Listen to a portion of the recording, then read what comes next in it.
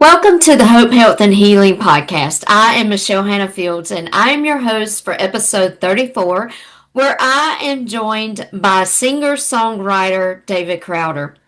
One of the first questions I asked Crowder was to give us his journey of faith and where he began serving the Lord. We also talk about how his music career began and what it has looked like for him through the years. Crowder also shares what his current tour is like with Zach Williams and Matt Maher, just two other incredible musicians, songwriters, and singers. I know that in this episode, you are going to be inspired by Crowder. You will also share some laughs with us, but I also believe that you will take away lots of nuggets of wisdom just from some of his insight through his relationship with the Lord. So sit back, relax with your favorite cup of coffee or beverage of your choice, and let's listen to Crowder.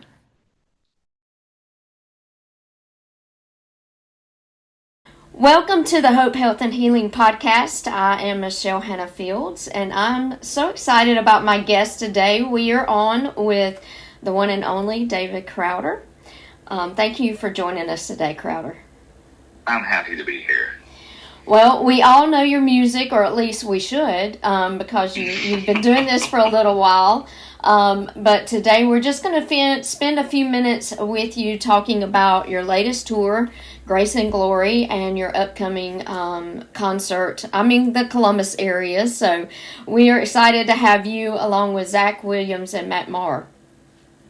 I love it. These guys are amazing. I mean, their music for me I've written a lot with Matt. I haven't written with Zach, but I've gotten him to sing on some of my songs because his voice is like magic. Oh my goodness. So I'm pumped to be out with these guys. They're awesome. Yeah. And Zach and you, y'all's voices blend together really well. Well, we'll tell him that. I think his voice is like one in a million, you know? Yeah. It's like, there's some people that come along and as soon as they sing like a note, you're like, oh, I'm all in. Like right. That guy just sang my soul. Yeah. And for me, that Zach is one of those, he's a rare gem, and thank goodness he's singing for the church. You know what I mean? Right. Like, goodness gracious. Yeah. I'm glad he's on our team. Yeah, me too. I'm glad you're on our team. So before we kind of dive into all of the tour life and your songwriting, I always like to ask my guests this question. How and when did your journey of faith begin? Well, at a young age, thank goodness, and man, praise God, I was born into a family that both my parents were devout in their faith. And so I began my journey at age 7. So age 7, my parents dumped me off at a children's church meeting. First of all, I should back up. My dad, he was really strict, and he put the fear of God in me and my brother early on. It's like, you are not going to make a profession of faith until you understand what you're doing. All right. So he drops us off at a children's church deal, and there's a guy on stage with a purple puppet named Eugene. So this dude's got this purple puppet named Eugene on stage, and the guy asks Eugene, who's the puppet, hey, would you like Jesus in your heart? And Eugene says yes. And I'm like, man, I want what Eugene's got. So I went down front. I asked Jesus into my heart. I started my faith journey right there. We're in the car ride back to the hotel because we were up in Tulsa, Oklahoma. We lived in Texas at the time, and I'm in the back seat. I start crying. My mom's like, David, what's wrong? And I go, hey, I'm so sorry, but Eugene asked Jesus in his heart. I wanted what Eugene had, and so I asked Jesus into my heart. So I will say this. I profess my faith under fear of duress. And so that's where it started. And man, I've been on a journey ever since. And thank goodness that's a real live thing that he brings you from death to life. And I've known it over and over and over. Yeah, that's such But a it started great with a puppet. Yeah. Hey, never underestimate the power of puppetry. Yeah, and children's ministry is so important. Totally. Yeah. Yeah, so I was kind of the same. I got saved at the age of 7 in a revival at my church. That's a good year. Him. Yeah, it was, wasn't it? And served him ever since. Well, how did you get started in music then? Well, it wasn't until college. Actually, I should back up. So when I was younger, my mom, well, as soon as I could touch the piano keys, there was a piano in our house, and it was gifted by a dead relative. And it's like, don't touch the piano. Well, what do kids do when you're told not to touch something? We start trying to touch something. So at some point, my mom was like, oh my goodness. Granted, he's doing what we told him not to do, but I recognize that melody. That is the theme from Dallas. Oh, wow. Or whatever. I don't even know. Yeah. Some TV show. And she's like, man, the kid might have an ear. So she started sending me to piano lessons, and I hated them. I mean, I could not stand it. I remember practicing piano because my mom's like, you gotta do your deal. You gotta do the lessons. And it was when daylight savings time happened, and so my friends were out in the front yard throwing the football, and I could still see light on the front yard, and I'm like sitting there doing dumb scales and stuff, and I'm like, this is the worst. Thank goodness, Mom always knows best. So by the time I'm in college, a friend of mine started a church and was like, hey, can you help me with the music on this deal? I was like, well, matter of fact, I can. I can do music. I can't bring casseroles on Wednesday, but I can bring music on Sundays. Right. And so that's how it all started going. Yeah. It's just trying to pitch in where you're able to. You know, we're all gifted in different ways. And when you're asked to do something, open your hands and give what you've been given. That's it. Yeah, and, you know, when you do open your hands, God steps in, you know, and He just does great things through us. And He gave us that talent. It's up to us to put it into action. That's it. Yeah. How would you describe your sound? Because to me, it's kind of like soulful gospel meets and married country rock at a tent revival. I call it sweet tea and gasoline. Hey, there you go.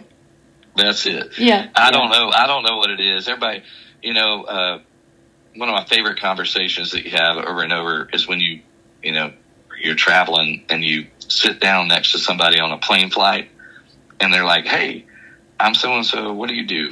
And then I have to describe it. And I'm like, I sing church music. And they're like, what does it sound like? And I'm like, sweet tea and gasoline. They get concerned. Yeah, they're not exactly sure what that looks like. I don't know what that means, but fair enough. Yeah, I love it. Well, let's talk about your tour, Grace and Glory. Where did the title come about, and what does it represent for you? Well, what I love about what I'm doing is from the beginning, it was a part of a church start. And then what I do now is I'm a part of a church in Atlanta, Georgia, with Louis Giglio as the pastor. And I mean, for the history of what I've been doing, it's all come from what we experience as a community of believers together. And a lot of times it's from sermons that happen. And so Grace and Glory it's a sermon title that Louis had. And I don't know if I've ever taken more notes in a sermon in my life. It was like every sentence that came out of his mouth, it just set me on fire. And so that's what set this whole tour name off. But I think more than anything, if I could communicate, it would be a part of a church, and go regularly, and it will change your life, because it changes mine, and it changes my songs. It makes me sing what I'm singing. It reminds you what is real and true.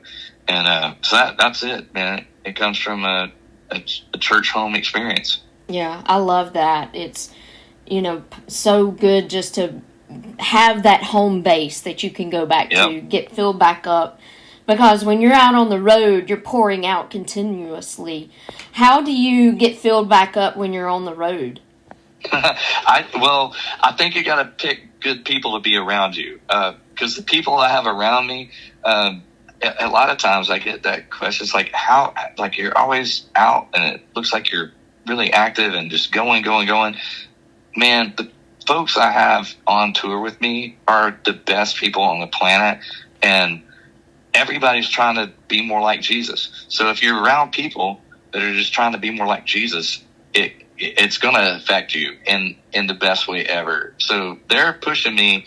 If you don't have that, man, I'd be sunk. But I've got wonderful people around me, and that's what it matters. It matters the community that you're in, the church that you're a part of, all of that matters. Right.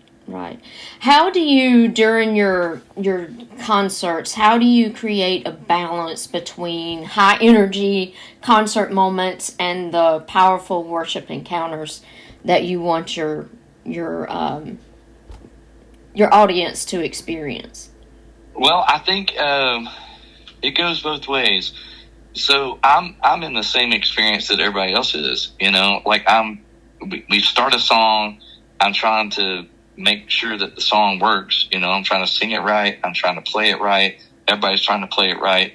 But at the same time, at some point, you kind of, I don't know if this is the right word, but you sort of disappear into the song. It's like, oh yeah, this is why we're here. This is what we're doing. And if you can disappear into the thing, then it takes over, and we're both going in the same direction. I will say, with a broke leg, it's the leg is yelling at you the whole time too. Yeah. And I think it's a beautiful metaphor or analogy of everybody that came in the room has something broken in them, and it's yelling at you the whole time. And you gotta somehow get over it and quiet that thing that's trying to say this is what's important, and it's not the thing that's important. What's important is that God loves you. There's grace. You have been found by Him, and you're redeemed in Him. And you've not just been like, it's better. It's you've been brought from death to life. And that moment when that happens, and when we all know it, and we remind ourselves of that, that's when I love doing what I'm doing. Is if you can quiet the noise and just go, this is not a matter of like good and evil. It's a matter of death and life, and you've been brought to life, and that's awesome. When that happens, it's like, this is why I'm here. Right. And, I would imagine that in those moments, and you're worshiping as you're, singing your songs and they're speaking to your heart, I would imagine that feeling that God's presence in that tangible way in those moments really helps you not focus on the brokenness and the pain that you're feeling in those ways. It is crazy. Like, it's like, to me, it's like, it's not like my leg got better in the moment, but I forgot about it. Yeah. And it's incredible. When that happens, it's like, okay, now we're in a zone. It's like you caught the wave, and let's ride that wave. Because your leg doesn't matter. Your circumstance is not greater than His goodness. Right. And I know you've toured with some other people before as well, Toby Mac, Mercy Me, and you just earlier this year was touring with The Passion, Cody Carnes and Corey Job. What's it like for you to watch those artists perform when you tour together, and do you find yourself worshiping side stage? I do.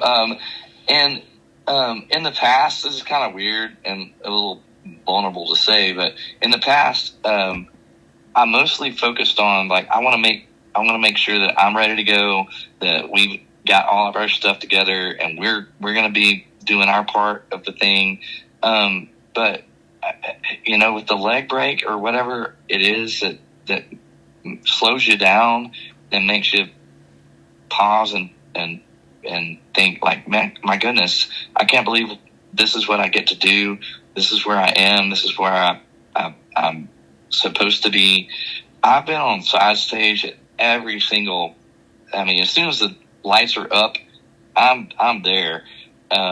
going for it, because I need it as much as anybody else does, and that may be part of the thing. When you think that you have enough to bring and you can do this stuff, well, it takes a breaking to know that you don't have it and you need more. And man, it's been incredible over the last couple of tours now. Like it's been a while, about 3 months worth of still being out there on a scooter, trying to scoot around, whatever I can do. But I've been on the side stage because I need it. I need what they're bringing, and it's incredible to think I'm a part of what other people get to experience, because I'm as needy as anybody that got in that room. I need it as much as them. Right. It's so powerful, just being able to say that and realizing I can't do what I do without the Lord touching me first. That's it. It's kind of like when you're on the airplane and they say, put the mask on yourself first and then help other people. And that's the same way when you're in ministry. You have to do that. You have to put the mask on yourself first. So I love that. Well, I wanted to share a story with you and lead into my next question. So from mid-2013 to January 2015, I walked through probably the darkest period of my life. And like I told you earlier, I got saved at 7 and walked with the Lord my whole time. And in this time of my life, it was kind of like a desert season. And I felt like, I was a million miles away from the Lord. But even though I knew in His Word He promises He'll never leave us or forsake us, and I knew He was near. But it was about that time, in the middle of that your song Come As You Are on your Neon Steeple was released, which was your first solo album. And the whole song is powerful, but just that opening verse would just have me worshiping. Come out of sadness from wherever you've been. Come brokenhearted, let rescue begin. And that song carried me all the way through until the darkness lifted. And all of your songs speak to me in different ways, but this one's always going to be special. So where do you find the inspiration for the songs you write? And, how does it all just kind of flow together? Wow, that's wild. So Matt Maher, who I'm on tour with currently, came to me and said, there's this old hymn that has no music to it, and it's called Come Ye Disconsolate. And he says, I don't think any artist that I know could sing the word disconsolate other than you. Well, I didn't, but it turned into Come As You Are, because it led us down a trail. Like, what does that mean to be disconsolate? Like, what is it to be completely devoid of hope? And how can we tell somebody that, like, heaven waits and heaven hopes, heaven is on your side. Like, oh goodness. I just remember we were sitting on his front porch when that verse came, and it took us a while to get to the chorus, but the verse came so quickly, and we were just in rocking chairs on his front porch, and I needed it as much as anybody could need it right then. And I was like, Matt, thank you, Jesus, for you. Yeah. Because it was really Matt that came to me with an idea for a song, and it's what I needed at the time. And it's I don't know that there's a set that I play that I don't include that song, because I think it's so important. And there are songs that you love and are fun to play and are in my opinion really great songs, but there are sometimes things that are just given to you that you're like, I don't even know how I'm a part of this, but I think this is for the church, and this is for people that need to know that they're not too far gone, and that's a song I get to carry. Yeah, I love that, and it just, along with some of your other songs, it just has such a powerful message in it. Is there a particular lyric in one of your songs that still hits you hard every time you sing it? There's a song called All My Hope, and Yeah, that's I don't know, another of my especially favorites. yeah, especially in this time and in our culture, it's just like when I get to sing that line, all my hope is in Jesus. It's so simple to say all my hope is in Jesus, because there's not a lot to hope for, but I can hope in him, and he's constant, and he will find you wherever you are. And as I said, it's not a fight about, good and bad. It's a fight about death and life, and he brings you to life. And so all my hope is in Jesus is a line that it hits hard all the time. Yeah, I totally agree. It's that one's always been very special to me as well. What would you say to the next generation of worship leaders who are trying to stay authentic in today's culture? Well, it's more complicated than ever. That's for sure. I had it simple. I think there's a metaphor that I use for what I do right now. It's like, tune your guitar. And so I tell myself that all the time. It's like there are only so many things that you have control over.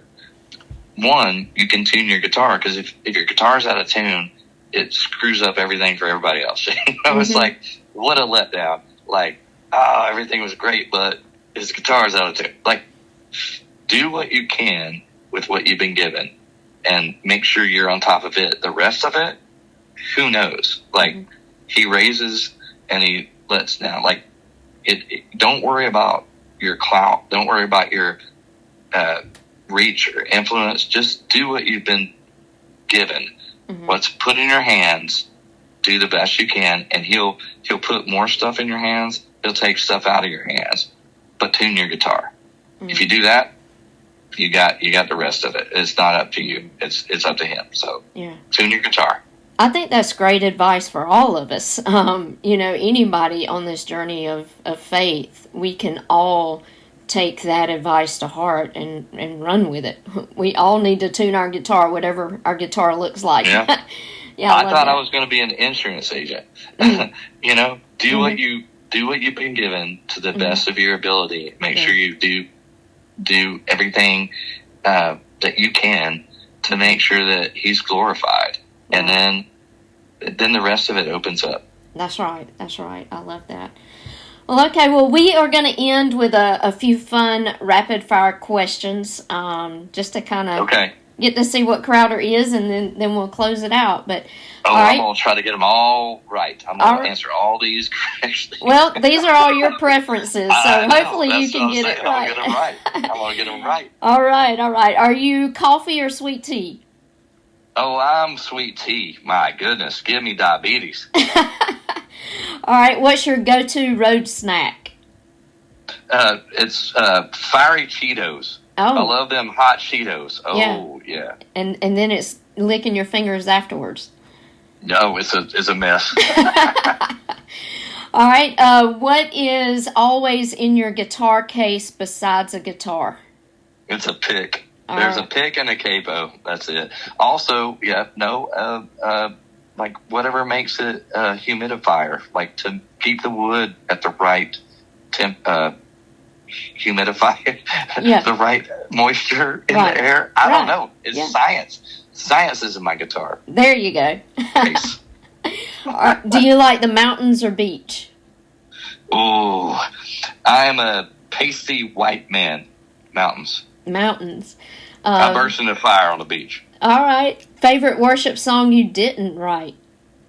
I would say "How Great Is Our God" from Chris Tomlin and Ed Cash. Good. Yeah, that is like one of the best ever. Yeah, that's awesome. What is next on your bucket list? Be able to walk properly. No scooter. I'm getting off the scooter. The scooter's gone. I gotta walk upright. Pedestrian territory is where I'm headed. Yeah. All right. Well, I have one more question for you.